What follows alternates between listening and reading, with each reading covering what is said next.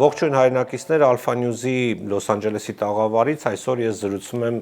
բրազիլահայ մեր գործընկերու հետ, Վարդինե Քալաջյանի հետ, ով Բրազիլիայի հայ դատի հանձնախմբի անդամ է եւ պրոդյուսեր, հենց հիմա ուղիղ կապի մեջ է մեզ հետ Սաու Պաուլոից։ Ողջույն Վարդինե եւ շնորհակալություն ձեր ժամանակի համար։ Ողջույն ձեզ, հերավոր Բրազիլիայից։ Վարդինե, մենք արդեն առիթ ունեցել ենք ձեզ ներկայացնելու մեր եթերում, բայց սա մեր առաջին հարցազրույցն է եւ ավելի ճանաչողական պիտի խնդրեմ, որ հնարավորինս շատ տեղեկություններ տաք առաջիկա 15-20 րոպեների ընթացքում Բրազիլիայի հայ համայնքի մասին, մասնարարապես որքան հայեր են ապրում մոտավոր թվեր, ինչ կազմակերպություններ կան եւ հետո այդպես կշարունակենք։ Եվ սկսենք հենց դրանից։ Կա ինչ որ ստույգ թիվ, թե որքան հայեր են ապրում Բրազիլիայում եւ արդյոք վերջին տարիներին հայերի թիվը շատացել է։ Արտուր ջան, Բրազիլի համայնքը հին համայնք է, ընդհանրապես մարդիկ են, որ գաղթել են 1923-ի թիվի, ու եկել են Բրազիլիայում այս վերջին 100 տարիների ընթացքում դժբախտաբար շատ գաղթականություն չի եղել, որովհետև նախ հայերը, որ եկան ցեղասպանությունից հետո արդեն անցել էին արաբական երկիրներից, շատերը ապրել էին Սուրիայում, Լիբանանում, Հունաստանում, Եգիպտոսում, այնտեղ մի քանի տարի 10-15 տարի ապրելից հետո եկան Բրազիլիա։ Հետո այս 100 տարվա մեջ ասենք Հայաստանի քաղաքացիների համար, եթե ուզում էին գալ Բրազիլ,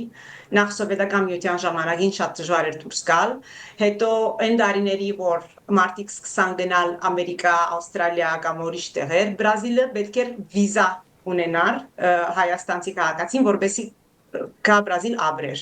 Ուրեմն դա չէր ստացվում, բոլորը գնում էին Արգենտինա վիզայի գարիք չկար, դրա համար Արգենտինայի հայ համայնքը աճացեց, մեծացավ ու բոլորը ասում են, ինչքան հայ կա Արգենտինա։ Ճիշտն ասած, Արգենտինա ավելի փոքր երկիր է, ու անշուշտ նույն 100,000-ը, որ Արգենտինում լինեն, բոլորը լինում են Բուենոս Այրեսում ու հավաքված։ Հիմա Բրազիլ, ասենց մեծ երկիր լինելով, 200 միլիոն ժողովրդի երկիր, ունենք մոտավորապես 40,000 հայ։ Այս 40,000-ը ընդհանրապես գազམ་ագերբված ձևով մինակ Սան Պաուլոյի քաղաքի մեջ կլինեն։ Սան Պաուլոյի քաղաքը ունի 20 միլիոն ժողովուրդ, 20 միլիոն ժողովրդի մեջ 40,000-ը կլինի, ասենք 30,000 լինի Սան Պաուլոյում ու մնացածը Բրազիլի մեջ տարածված։ Հիմա ունենք մի փոքր համայնք Ռիոյում, որ փորձում են գազམ་ագերբվել ու ունենալ իրենց ասենք հայերու համայնքի անունով մի փոքր գազམ་ագերբություն, որ սա ստացվեց այս վերջին տարի մեջ։ Բայց բոլորը Սան Պաուլո ապրում են, Սան Պաուլոյի մեջ ունենք Պարկասո բավական գազམ་ագերբություններ, ունենք 4 հատ հայկական եկեղեցի, մի հատ առաքելական, մի հատ կաթոլիկ, մույս երկուքը ասում են պրոտեստանտ, չգիտեմ հայերենով էվանջելիկ, ավետարանական, այդպես կան։ Ավետարանական, այո։ Եկեղեցիներից զատ ունենք հայկական մարզական ակումբ, ունենք AGBU, ունենք դաշնակցություն, ունենք համասկային, ունենք ինչ ունենք, պատանեկան միություն, սենց սկաուտներ, փորձում ենք ամեն ձևերով ունենալ այն հիմքերը, որ հայությունը միշտ ողջ ամնում նրանց շուրջ։ Վերջին 10 տարիների ընթացքում,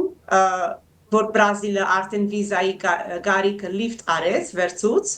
սկսան կալ մի քանի ընտանիքներ,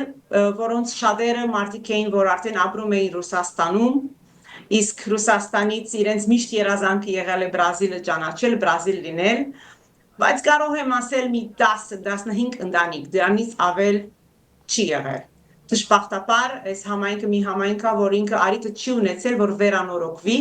գիտես, երբ որ դուրսից հայերեն լեզվով խոսող մարդիկ չկան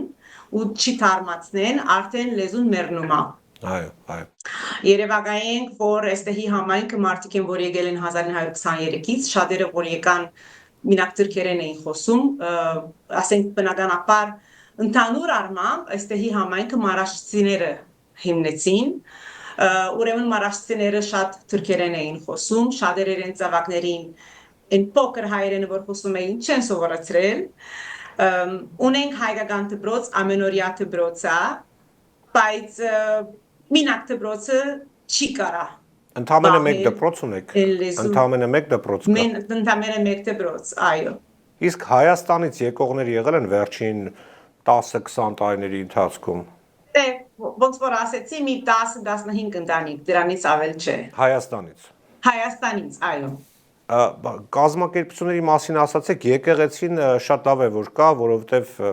եկեղեցին կարծես թե կապող օղակ է անկախ կուսակցական, քաղաքական եւ այլ հայացքներից մարդիկ միտեղ միավորվում են։ Որքանով ակտիվ է համայնքը, եկեղեցուն, որքանով են մասնակցում կրոնական արարողություններին, եկեղեցական տոներին եւ այլն։ Արդյոք եկեղեցին այսօր այն դերը կատարում է համայնքում, միավորող դերը։ Այս համայնքում այո, կարամ ասել նախ մանավանդ որովհետև մենք ունենք վերջի 10-15 տարից, հիմա չեմ հիշել ճիշտ թվականը, մի նոր սրբազան է եկել, սրբազան Նարեկ Բերբերյանը, որ շատ ակտիվ երիտասարդ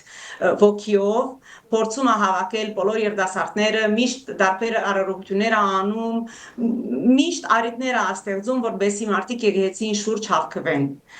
Իսկ դա շատ լավ է։ Հիմա դպրոցը եկեղեցի բագի հետևն է, ճիշտ նույն հայաթում է, եւ ամեն արարողությունները դպրոցը ու եկեղեցին միասին են անում, դա արդեն դալիս է մեկ ճշտող հարց Վարդին է,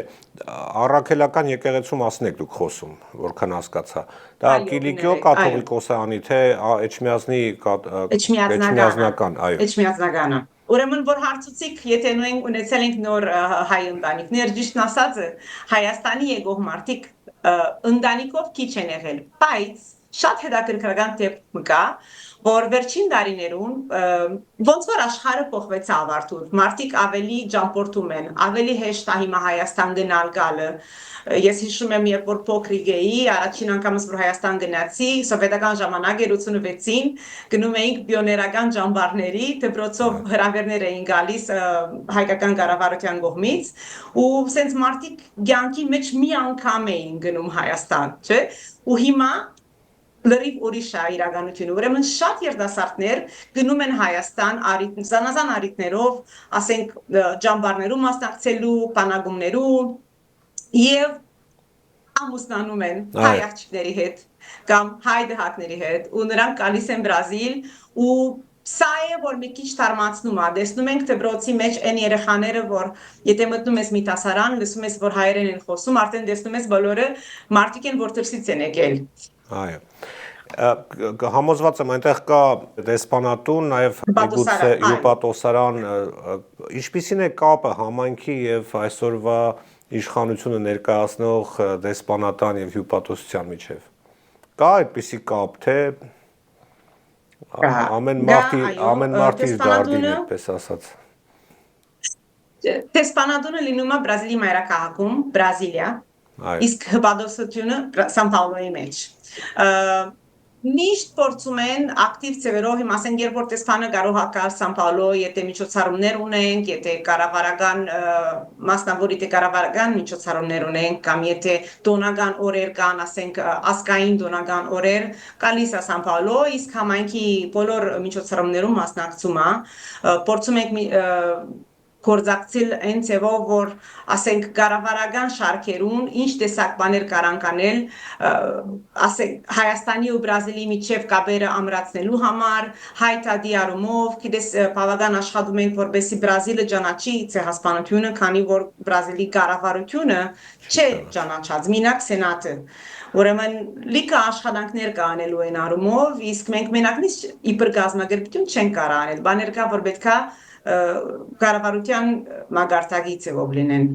Ես հենց այդ մասին էի ուզում շարունակենք մեր զրույցը, որքանով է ազդեցիկ Բրազիլիայի հայ համայնքը, իհարկե փոքր թիվ է 40,000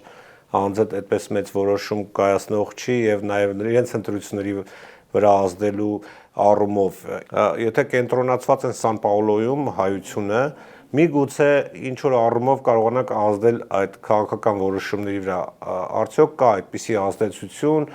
լոկալ քաղաքի մասշտաբով լինի, դա լինի ավելի այսպես նահանգի մասշտաբով, ազդեցիկության ինչպիսի աստիճանի վրա է այսօր հայ համայնքը եւ ինչ արդյունքներ եք ունեցել մինչեւ հիմա։ դա լինի ցեղասպանության ճանաչում, լինի դա Արցախի հետ կապված, միշտ միջոցառումներ իրականացնում եք եւ ապրիլի 24-ին եւս բազմաթիվ միջոցառումներ ունեիք, որոնց մասին հենց դուք ինքներդ մեր եթերում խոսեցիք։ Ուրեմն անշուշտ չես կարող բախտadel Բրազիլի համայնքը, Լոս Անջելեսի համայնքը կամ որևէ մեկ ուրիշ Ամերիկայի համայնքի հետ, որովհետև լրիվ ուրիշ է։ Բայց մենք մեր փոքրության մեջ փորձում ենք անել իբր հայ ժողովուրդ Բրազիլի մեջ ապրող, փորձում ենք մեր աստեցությունը բերել։ Հիմա մի բան կա, որ չենք կարող պահնել դրանից, մի իրականություն կա, որ դրանից չենք կարող պահնել, որ հայը ուր որ գնա, ինքը շատ կաշխատի ու ինքը գտարնա լավ citizen, լավ քաղաքացի։ Եվ Բրազիլի մեջ, երբ հայերը կարողացած են շատ լավ բիզնեսի թիրքով շատ հաջողած են։ Չկա մի հատ հայ, որ եկել է Բրազիլիայում ու չես կարող ասել, որ ինքը դանդեր է, մի 10-15 հատ մեծ խանութների, հայերը այստեղ ընդհանրապես գոշիկի բիզնեսը լրիվ հայերուն ցերկն է, նույնիսկ մտածած, ցանկացած խանութը, որ մտնես մոլի մեջ, եթե գոշիկ է, վստահ եղիր, դանդերը հայ է։ Ուրեմն, ասենք էկոնոմիկ ձևով, տնտեսական ձևով հայերը հոս շատ հաջողված են եւ կփորձեն օգտագործել այդ իրենց աստեցությունը իբր տարբերություն ընող բիզնեսմեն քաղաքի կյանքի մեջ, որբեսի ուրիշ քաղաքական թիրքերու վրա աստեցություն ունենա։ Անշուշտ ամեն ինչ մինակ տնտեսական ձևերով չի լինում։ Մենք գիտենք, որ մի երկիր պետք է ունենա քաղաքական հետաքրքրություններ, որբեսի մեզ մի քիչ արիթ տա։ Հիմա Բրազիլը այսօր դնդեսական եւ քաղաքական շփումներ շատ զորավոր ունի Թուրքիայի ու Ադրբեջանի հետ։ Նրանք շատ լրդեսական ձևով շատ լավ աշխատում են։ Դագդագից քեզ մի փոքր օրինակ տամ։ Ապրիլ 24-ի արումով Սան Պաուլոյի քաղաքի կոնգրեսը գնացել էինք, այնտեղ էինք նշում, երբ որ քեզ վիդեոն արեցի։ Ու այն նույն շաբաթը այնտեղ թուրքերը կարողացած էին անել մի հատ ցուցահանդես, որ ցույց տային Թուրքիայի ու Բրազիլի հարաբերությունները վերջին 100 տարվա մեջ։ Ու այնտեղ կար իրենց թրոշակը, ոնց որ փորձում են ասել, մենք գիտենք, որ դուք այստեղ այսօր գալու եք, ու մենք ուզում ենք նշել, որ մենք այստեղ ենք։ Ուրեմն, փորձում են իրենք ամեն ձևերով հակառակ որ թուրքական համայնք չկա Բրազիլի մեջ, չես կարող ասել, որ իրենք ունեն իրենց, ասենք կրոնական տեղը, իրենց դպրոցները բան չունեն, բայց իրենց տեսփանները, իրենց հպատոսները շատ լավ էլ աշխատում են։ Իսկ ադրբեջանցիներ կան այդտեղ։ Ադրբեջանի չկա։ Իսկ ադրբեջանական դեսպանատունը եւս այդպես ակտիվ աշխատում է։ Այո, եւ աշխատում է այն առումով, որ փորձի տանիլ քաղաքական դեպքեր, որ ֆրան Ադրբեջան տանում են, որ տնտեսական ակորդներ տրիթներ անեն, բերում են իրենց ապրանքները ծախում են, ու մենք շատ ուժեղ գրիվ ունենք այս բոլորը հաղթահարելու համար, որովհետև երբ որ մի երկրի հետաքրքրությունը դրա վրա է, դու ինչքան էլ հաճես, դու փոքր շունես, չէ՞։ Ասացիք, որ բիզնեսի առումով հայերը հաջողակ են այդտեղ։ Կա այնպիսի խոշոր գործարար ազդեցիկ անհատների մասշտաբով եմ մակարդակով եմ ասում, օրինակ ասենք Էդուարդո Էրնեկյանը Արգենտինայում, չէ, եթե չեմ սխալվում։ Կա այդպիսի հայ, որ բոլորը ճանաչում են Բրազիլիայում,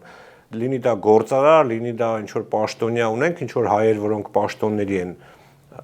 տարբեր, դա կարող է լինել լոկալ, կարող է լինել ավելի բարձր։ Ունենք, բայց ոչ քաղաքական թիրքերու վրա, քաղաքական թիրքերու վրա ունենք մի հատ դեպուտատ, որ շատ հայտնի էր, բայց այստեղ մահացավ, Ֆերնանդո Գասպարյան։ Հիմա ունենք Անդրե Կիսաջիկյան, որ շատ մեծ ինվեստոր է Սան Պաուլոյի քաղաքի մեջ ու նաև ինքը գործե մեր եկեղեցի դեպքի կոնսեյլի on the board, ոնց բացատրեմ։ Վարչության անդամ, հա, կամ ղեկավար մարմնի անդամ, հա։ Հիմա ամփոփելով Վարդին է,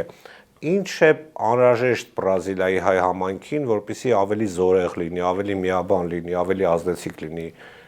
Բրազիլիայում, ազդելու համար նաև նրանց Բրազիլիայի քաղաքական որոշումների վրա։ Իհարկե շատ այդպես հեռանկարային բան եմ ասում, 40,000 հոգանոց համայնքից շատ բան չեն կարող սպասել, բայց պետությունից կարող ենք սպասել։ Արդյոք Հայաստանի Հանրապետությունը դուք զգում եք, որ Հայաստանի Հանրապետությունը կանգնած է ձեր թիկունքին։ Եվ ինչ է հարկավոր, որպեսզի արվի։ Դերես Արթուր ջան, բայց այսօր ես քեզ մի հարց տամ։ Հայաստանի կառավարությունը որ մեկը սպյուրքի համայնքի թիկունքին կանգնած է։ Մենք չենք զգում այստեղ։ Ուրեմն եկարձեմ մենք նույն ծավով ենք զգում, ճիշտ ասածը։ Շատ հաճախ հակառակն ենք զգում, որ ավելի շատ կանգնած են թուրքերի եւ Ադրբեջանի հետ մեր դեմ։ Շատ հաճախ, ցավոք։ Ես զգում եմ, որ սպյուրքը ապրում է մի դարբեր իրականություն, կան թե հայը, որ ապրում է Հայաստանի ապերու շուրջ։ Հասկանում ենք, որ բոլոր մարդիկը ունեն իրենց, ոնց որ դու ասեցիր, իրենց առօրյայի խնդիրները, իրենց ցավերը, բայց սպյուրքը այսչափ դարի մնաց Հայաստանի թիկունքին։ Ոնց որ ամեն անգամ, որ մեր երկիրը գարիկը ունեցավ, սպյուրքը այնտեղ էր։ Ու ես նաև կգարձեմ, որ մենք այսօր ունենք Հայաստան, որովհետև ունենք սպյուրք։ Այո։ Միշտ ասում եմ, որ թուրքը մեզ երկու անգամ լավություն ա արել։ Մի անգամ լավություն արել է, երբ որ ցեղասպանություն արեց, եւ մենք բոլորս ծրվեցինք աշխարհի մեջ, հիմա ինքը նույնիսկ եթե ուզեմ մեզ չնչի չի կարողանում։ Երկրորդ անգամ մեզ լավություն արեց, երբ որ Արցախի պատերազմը 2020-ին հետ սկսեց, որովհետև 100 տարի հետո արդեն այս բոլոր սերունդը, որ մեծանում էր, մտածելով որ պետք է որանանք են բոլորը, դուք ինչի համար սրա մասին եք խոսում, ինչու ոխ եք բահում ձեր մեջ, ոնց որ բոլոր այս նոր սերունդի սիրտերում մեջ արտնացուց մի բան, որ ստոպ, բոլորը փորձում են մեզ հիմա ճնչել ու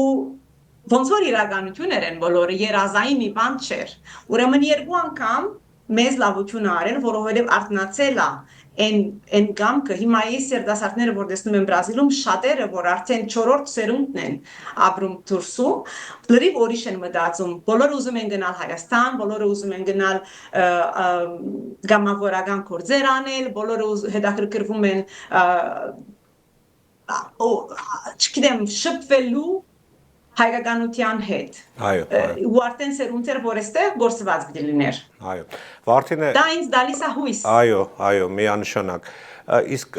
դա շատ լավ է որ Հայաստանի հետ կապը կա, այսինքն հոգևոր կապը, զգացողությունը։ Իսկ որքանով է համայնքը տեղյակ թե ինչ է կոնկրետ կատարվում Հայաստանում։ Օրինակ, հետևում են հայկական նորություններին, լուրերին, թե այնտեղ ինչ է կատարվում, թե ոչ։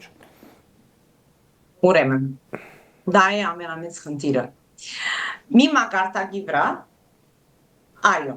որովհետև դրանք են, որ հայերեն դեր հասկանում են, խոսում են ու բնդրում են լուրերը։ Բայց մեծ ընդլայն մակարդակի վրա եթե մտածենք, ոչ էլ գիտեն ինչ է ստացվում։ Նախ որովհետև բոլոր լուրերը կամ գալիս են հայերենով, կամ գալիս են ռուսերենով, որ մեկը պետք է ռուսերեն սովորի, որովհետև հայկական լուրերը առնի Telegram-ի վրա, կամ գալիս են անգլերենով, եթե այն բրազիլիա հայը ունի լավ մակարդակով անգլերեն, ինքը կարող է իմանալ, բայց եթե ինքը չունի, ինչ որ ընդհանրապես Բրազիլում անգլերեն այդչափ ընդլայնակ լեզու չէ, չի հասկանում ինչ է կատարվում։ Եթե մեկ հոգի պետք է ուժ անի, որ մի լուր հասկանա, չի անում։ Այն լուրը պետք է մտնի ագանշներից եւ որ դու մտնում ես ավտոյիդ մեջ ռադիոդ բացում ես ու ինքը քո լեզու դր խոսում է, արդեն դու լսում ես ու հասկանում ես ինչ է կատարվում, չէ՞։ Այո։ Ուրեմն դժբախտաբար շատերը չգիտեն։ Այո։ Եվ այստեղ դուք մեծ դեր ունեք, գիտեմ որ դուք ձեր գործը անում եք, բացի այն որ հայդատի հարցերով եք զբաղվում, նաև podcast ունեք, որը Հայաստանի թեմաներով է, որքան հասկացա, այդպես է։ Այո։ Ուրեմն ճիշտ ասած Արթուր, ես լրագրող չեմ, ունեմ ուրիշ ոլորտի աշխատանք, բայց երբ որ Արցախի պատերազմը սկսավ, բոլորս մտածեցինք, որ ոնց կարելի է անել, որովհետեւ հայերը հասկանան, որ այսօր ինչ է ստացվում։ Եվ ճիշտ այն խնդիրով է, որ եթե լուրը իր լեզվով չմտնե իր ականջներից, ինքը երբեք ոչ մի բան չի զգալու իր սիրտի մեջ։ Ուրեմն որոշեցինք, որ քանի որ փորձում էինք տելևիզիոններու հետ խոսացեք մեր թեմայի մասին, խնդրում ենք նայեցեք ինչ է կատարվում Արցախ, նայեցեք ինչ են անում, ու ոչ ոք բան չէր ասում, թիմեցինք մի TV գայանի, եթե կարելի էր կոնե մի պրոգրամ անել այն թեմայի մասին, ու նրանք մեզ առաջարկեցին, որ անենք հայկական ժամ, լրիվ վախնալիք բաներ ինձ համար, որովհետև փորձառություն չունեինք, ոչ էլ կարողություն ունեինք դենց բան անելու, բայց ինձ թվում է, երբ որ գարիկը սկում ես, երբ որ վտանգի տակ ես, ամեն ինչ էլ անում ես, ոնց որ ցածկում ես այն մեծ խոր վիրավի մեջ, չէ՞։ Միանշանակ։ Ուրեմն սկսանք այն 40 օրվա մեջ բادرազմի օրերուն իմ ամուսինս գնացել էր Արցախ, այնտեղից ինքն ուղարկում էր վիդեոները, ինձ ասում էր սենց արա, դենց արա, գդրդիկ Թարգմանի սենց արա ու անում էինք, երբ որ բادرազմը վերջացավ, մտածեցի, որ մենք բոլորս գիտես ինչ տեսակ զգացում ունեցանք, որ կտրված սրտով, ոնց որ այն հբարդ հայը զգաց, որ ինքը եղավ ոչինչ։